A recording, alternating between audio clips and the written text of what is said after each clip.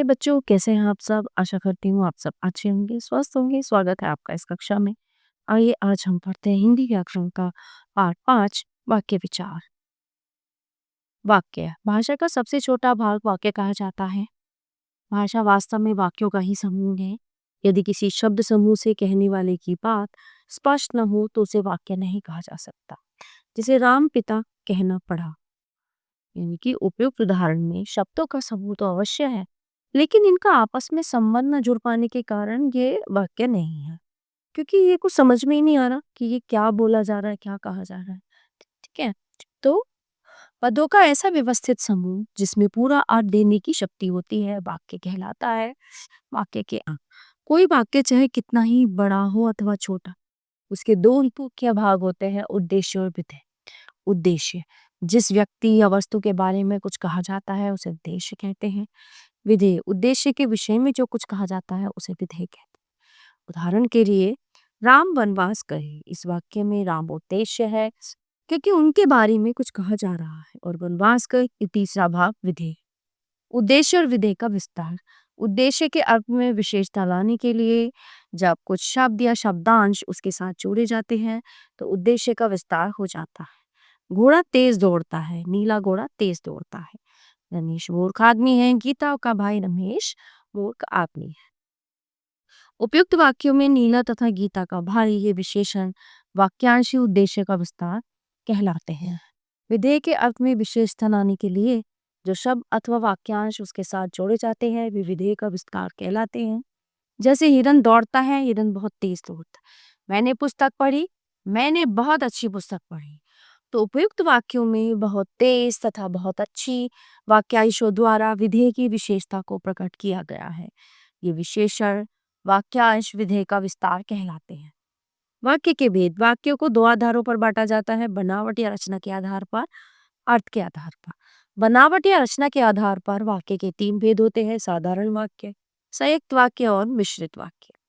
साधारण वाक्य जिन वाक्यों में एक ही उद्देश्य तथा एक ही विधेय हो तथा उनकी एक ही क्रिया हो वे साधारण या सरल वाक्य कहलाते हैं।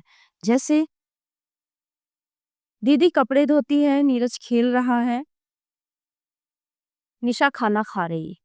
संयुक्त वाक्य जब किसी वाक्य में दो या दो से अधिक उपवाक्य स्वतंत्र रूप से योजक समुच्चय बोधक से जुड़े हों तो वह संयुक्त वाक्य होता है। जैसे मुझे खेलना नहीं था इसलिए बहाना बना दिया। बच्चा रो रहा था किंतु दूध पीकर सो गया। विशु सो रहा है और काव्या पढ़ रही है। उपयुक्त वाक्यों में दो स्वतंत्र उपवाक्य हैं, इसलिए कि दो तथा और योजकों द्वारा जुड़े हुए हैं। दो वाक्यों को जोड़कर एक बना देने के कारण इन्हें संयुक्त वाक्य कहते हैं। मिश्रित वाक्य जिस वाक्य में कोई एक मुख्य प्रधान उपवाक्य हो और अन्य वाक्य उस पर आश्रित हो उसे मिश्रित वाक्य कहते हैं। जैसे तुम्ही ने कहा था कि आज मैं जरूर आऊंगा, तुम उधर ही जाओगे जिधर सब लोग गए हैं। मैंने वो कार बेच दी जिसका एक्सीडेंट हो गया था। उपयुक्त तीनों वाक्यों में मोटे अक्षरों में दिया गया पहला वाक्य मुख्य है और उनके दूसरे भाग आश्रित उपवाक्य है, अतः ये मिश्रित वाक्य है। अर्थ के आधार पर वाक्यों के भेद अर्थ के आधार पर वाक्यों को 8 भागों में बांटा गया है। विधानवाचक वाक्य जिन वाक्यों में क्रिया के करने या होने का सामान्य विधान होता है वे विधानवाचक वाक्य कहे जाते हैं। जैसे राम ने रावण को मारा, दिया खेल रही है। निषेधवाचक वाक्य जिन वाक्यों में निषेध अथवा नकारात्मकता होती है वे निषेधवाचक वाक्य कहलाते हैं। जैसे मैं बाजार नहीं जाऊंगा, उसकी तबीयत अच्छी नहीं।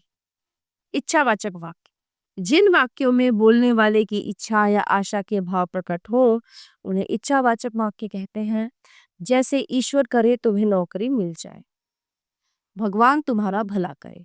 प्रश्नवाचक वाक्य जिन वाक्यों में बोलने वाला कोई प्रश्न पूछे उन्हें प्रश्नवाचक वाक्य कहते हैं। जैसे तुम्हारा नाम क्या है, क्या कल बैंक खुलेगा। आज्ञावाचक वाक्य जिन वाक्यों में आज्ञा, आदेश, प्रार्थना, अनुमति आदि के भाव प्रकट हो उन्हें आज्ञावाचक वाक्य कहते हैं। जैसे आज तुम कहीं नहीं जाओगी, कृपया मेरी सहायता कीजिए। संकेतवाचक वाक्य जिन वाक्यों की एक क्रिया दूसरी क्रिया पर निर्भर होती है या संकेत करती है तो वे संकेतवाचक वाक्य कहलाते हैं। जैसे यदि तुम नहीं मानोगे तो मैं चला जाऊंगा, यदि तुम परिश्रम करोगे तो अवश्य सफल हो जाओगे। संदेहवाचक वाक्य, जिन वाक्यों में संदेह या संभावना का नत होती है उन्हें संदेहवाचक वाक्य कहते हैं। जैसे शायद कल बारिश हो जाए, विजय मुंबई पहुंच गया होगा।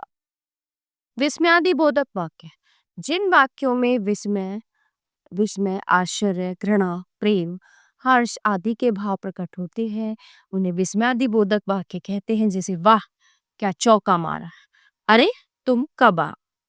वाक्य परिवर्तन, किसी वाक्य के अर्थ या विचारों को बदले बिना उसे दूसरी प्रकार के वाक्य में बदलना वाक्य परिवर्तन कहलाता है। जैसे साधारण वाक्य को संयुक्त वाक्य में बदलना या संयुक्त वाक्य को मिश्रित वाक्य में बदलना। इसी प्रकार इच्छावाचक वाक्य को निषेधवाचक वाक्य में बदलना। वाक्य परिवर्तन के उदाहरण, साधारण वाक्य से संयुक्त वाक्य बनाना, वह खाना खाकर गांव चला गया, उसने खाना खाया और गांव चला गया। बीमार होने के कारण मैं खेलने न जा सका, मैं बीमार था इसलिए खेलने न जा सका। आओ कहीं बैठकर बातें करें, आओ कहीं बैठे और बातें करें। मजदूर को मेहनत करने पर भी भरपेट भोजन नहीं मिलता, मजदूर मेहनत करता है किंतु फिर भी उसे भरपेट भोजन नहीं मिलता। संयुक्त वाक्य से मिश्रित वाक्य बनाना, संयुक्त वाक्य मिश्रित वाक्य, आयु बढ़ती है तो अनुभव भी बढ़ता है, जैसे जैसे आयु बढ़ती है वैसे वैसे अनुभव भी बढ़ता है। राधा ने गिटार मांगा और वह उसे मिल गया, राधा ने जो गिटार मांगा था वो उसे मिल गया। राम आया और शाम चला गया, जैसे ही राम आया शाम चला गया। बच्चे आएंगे और खाना मांगेंगे, जैसे ही बच्चे आएंगे वैसे ही खाना मांगना। मिश्रित वाक्य से साधारण वाक्य बनाना, उसने कहा कि मैं बीमार हूँ, उसने अपने आप को बीमार बताया। मैं उन लोगों से दूर रहता हूँ जो बेईमान है, मैं बेईमान लोगों से दूर रहता हूँ। अच्छे लोग जो कहते हैं उसे करते भी हैं, अच्छे लोग कहा हुआ करते भी हैं। राधिका ऐसे रोई जैसे बहुत दुखी हो, राधिका दुखियों के जैसे रोई। संयुक्त वाक्य से साधारण वाक्य बनाना, मैं दुखी था इसलिए रो पड़ा, दुखी होने के कारण मैं रो पड़ा। मेहमान आए और खाना शुरू हुआ, मेहमानों के आते ही खाना शुरू हुआ। सब्जी जली और बेस्वाद हो गई, सब्जी जलते ही बेस्वाद हो गई। राज आया और रवि चला गया, राज के आते ही रवि चला गया। आज की दृष्टि से वाक्य परिवर्तन, विधानवाचक, राम स्कूल जाएगा। निषेधवाचक, राम स्कूल नहीं जाएगा। आज्ञावाचक, राम स्कूल जाओ। प्रश्नवाचक, क्या राम स्कूल जाएगा। इच्छावाचक, राम स्कूल जाए। संदेहवाचक, राम स्कूल गया होगा। संकेतवाचक, यदि राम स्कूल जाएगा तो बारिश होगी। विस्मयादिबोधक, अच्छा राम स्कूल जाएगा। ठीक है, तो देखते हैं इस पाठ में हमने क्या जाना। शब्दों का ऐसा समूह जो पूर्ण अर्थ प्रकट करे वाक्य कहलाता है। वाक्य के दो भाग होते हैं, उद्देश्य तथा विधेय। जिस व्यक्ति या वस्तु के बारे में कहा जाए उसे उद्देश्य कहते हैं, उद्देश्य के विषय में जो कहा जाए उसे विधेय कहते हैं। जिस वाक्य में उद्देश्य एक विधेय तथा एक क्रिया हो वो साधारण वाक्य कहलाता है। जिस वाक्य में दो या दो से अधिक उपवाक्य किसी योजक से जुड़े हों उसे संयुक्त वाक्य कहते हैं। किसी वाक्य के अर्थ या विचार में परिवर्तन किए बिना उसे दूसरे प्रकार के वाक्य में बदलने को वाक्य परिवर्तन कहते हैं। प्यारे बच्चों, ये पाठ यहीं पे समाप्त होता है। आशा करती हूँ आपको अच्छे से समझ आया होगा। मिलते हैं अगली कक्षा में। धन्यवाद।